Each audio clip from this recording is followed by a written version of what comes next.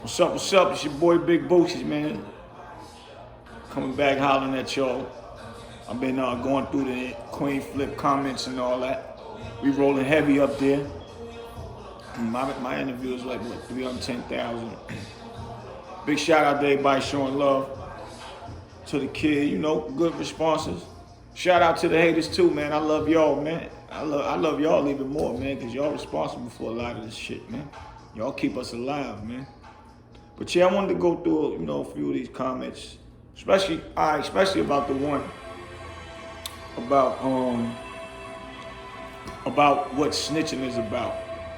So, you know, I've been hearing, you know, I'm watching the comments and niggas saying, once you in the street, once you in the game, you already know what you signed up for.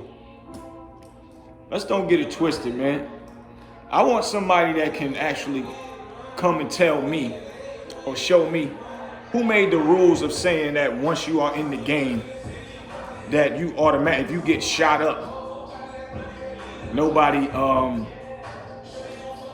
supposed to say nothing to the police if they get shot up and robbed. You automatically supposed to go, you know, take that and keep it moving, or go handle your business.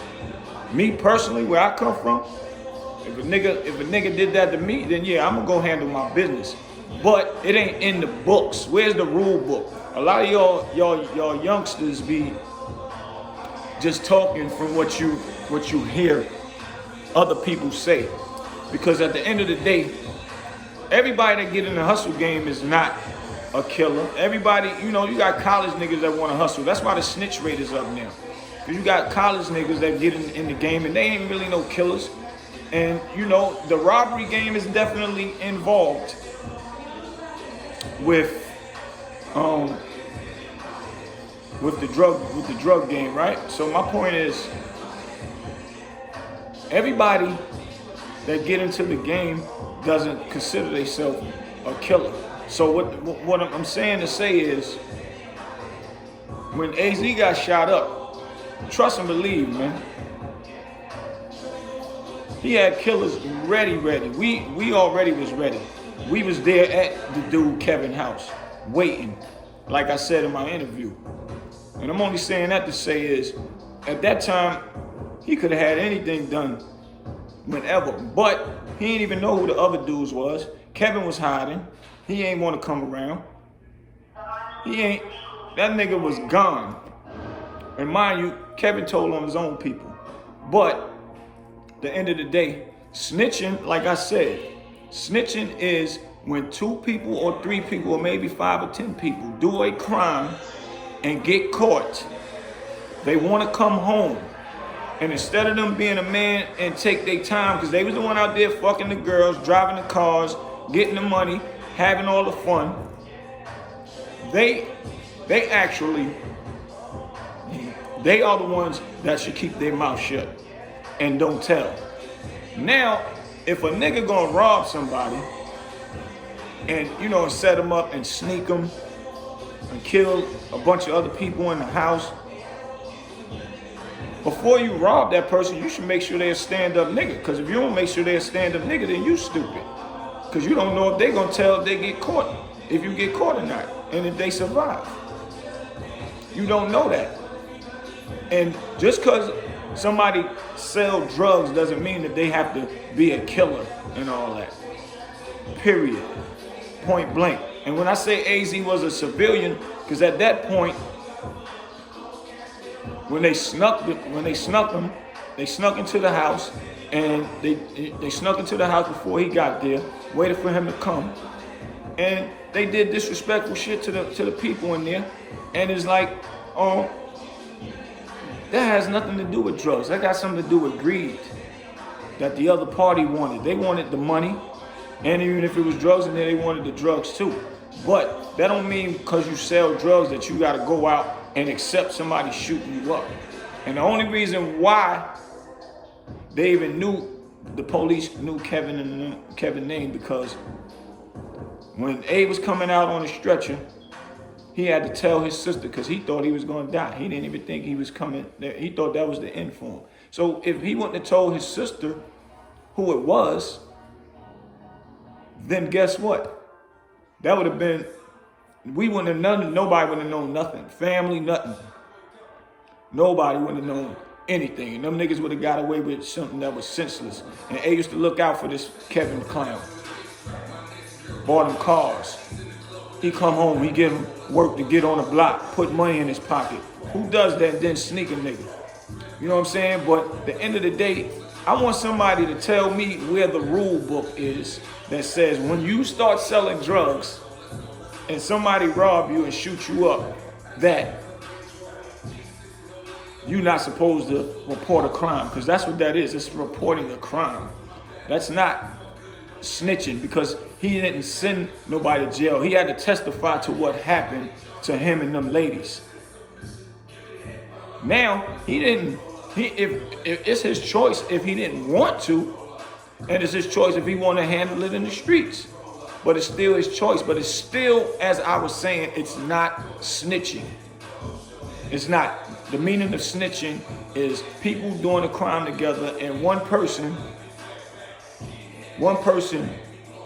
or 2 or 3 persons start telling so they can come home and send another nigga to jail. That's what snitching is. That's some coward shit. But I promise you and give you my word on this. AZ had plenty power to handle whatever's supposed to have been handled after that. He wasn't threatened to go to jail. He wasn't. The police are telling you going to jail if you don't tell us who shot you up or who shot them ladies up. So they couldn't. Snitching is when a person preventing themselves from going to jail. So, that was one of the things in the comments. And, y'all can keep the comments coming all day.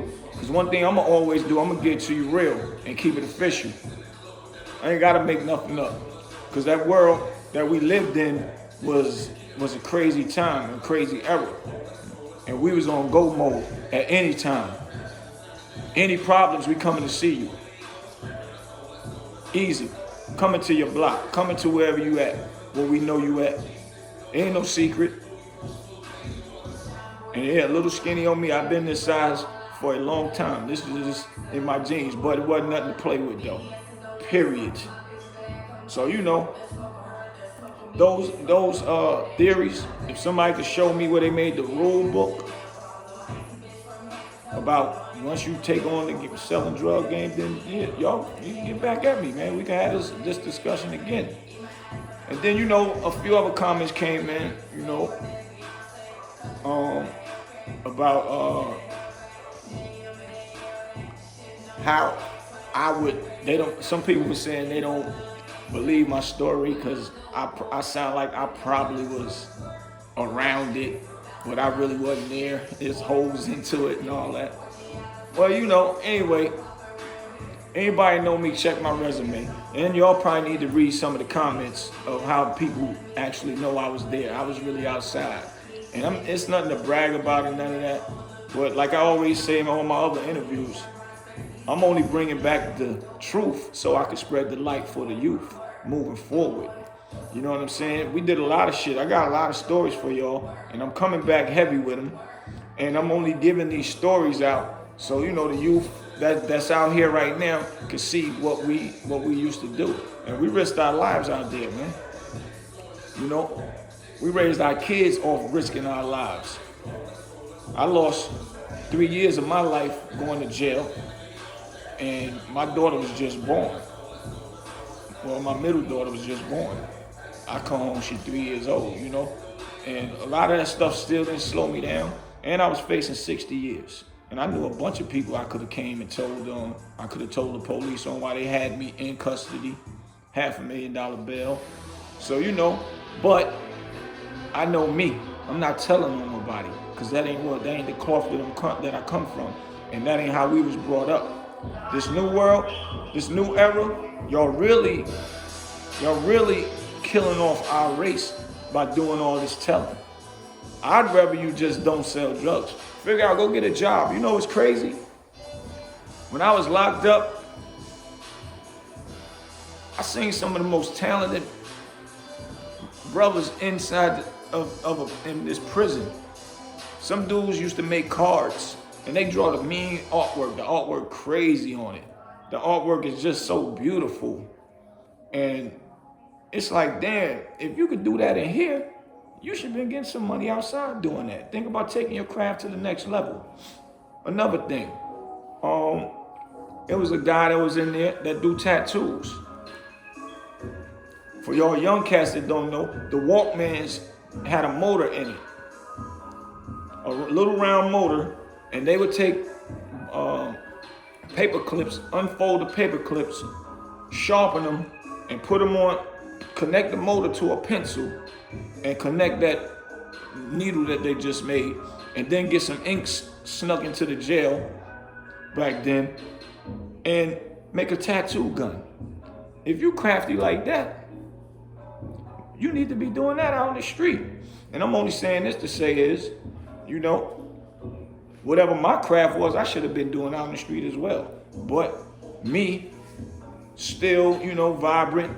I want money. You know, this little time ain't nothing to me. I'm going back home and get me some motherfucking money. So I get back in the streets. I get home. And you know, I'm walking around seeing what's going on before I even do anything. I'm moved down to North Carolina. And then I go back to New York, start seeing niggas getting money, cars riding through. I'm like, wow, yo, this shit crazy. I gotta go back down south, get my shit together, and come back. I gotta get some money. So that temptation of me seeing other people getting money, chilling, having fun, and me, I'm up here broken than a motherfucker. Nah, I gotta get me some money. But always understand, once you take that on, there's consequences that come with that, man. It take the police one time to get you. I always say this, man. One time. And I knew that, but I knew I wasn't gonna be telling nobody. But I also know that when I stopped selling drugs is due to the fact of me seeing all these niggas getting money and they start perishing around me. Going to jail, getting 25, 30, 40 years, life. Something ain't right about this game no more. You know why? Because they own best friend, family member told on them and took them away from here. So I'm like, yo, it's too easy to go to jail now. It ain't like before you get caught snitching and you known as a snitch and you think you gonna walk outside and walking through the streets of New York and you's a dead man. That ain't happening no more. Snitching is accepted. So I'm just saying this to say, like, don't let the cars and the girls and the other niggas that have it do, you know, with the money blind you. Because guess what? At the end of the day, when they go to jail, all that money gone. The feds either taking it or you spending it to for your lawyer, you know, for your lawyer fees and all that.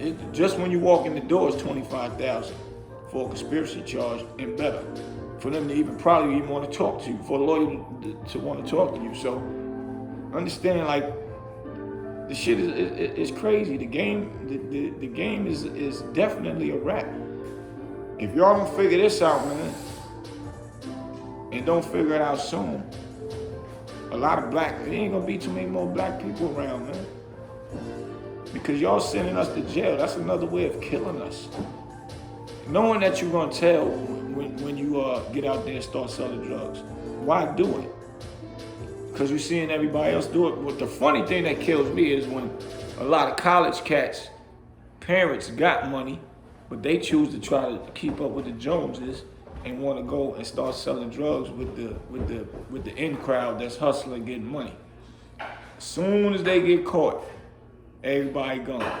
Another thing that kills me, when niggas is not caught up in a police situation, they talk about another nigga. Oh, that nigga snitching, man. Be around that nigga.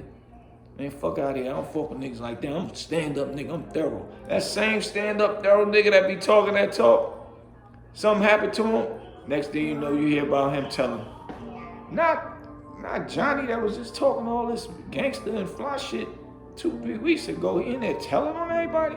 Wow. It's bugged out. But this game is crazy, man. But yeah, you know, I was just going through a few comments, man. Your boy Big Bootsie, I'm still here. Y'all want to holler at me, hit me up. I got a lot of things coming up. My podcast, don't forget my radio show. Y'all go to Zeno and get that Zeno app, Zeno. Get the app, go on the search button and pull up Big Picture Radio. WGMB 93.9. That's my new radio station. Y'all go up there. We be doing, have a few topics to talk about, and we be going over a few things. But we like to have fun with it. We like to play hot music. We like to give new artists a chance.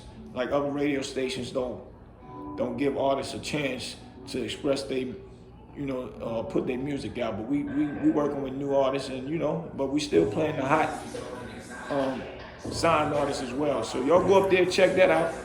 We got a lot of things in the making, man. Y'all don't forget my artist, Carson James. Y'all need some hot beats, hit me up.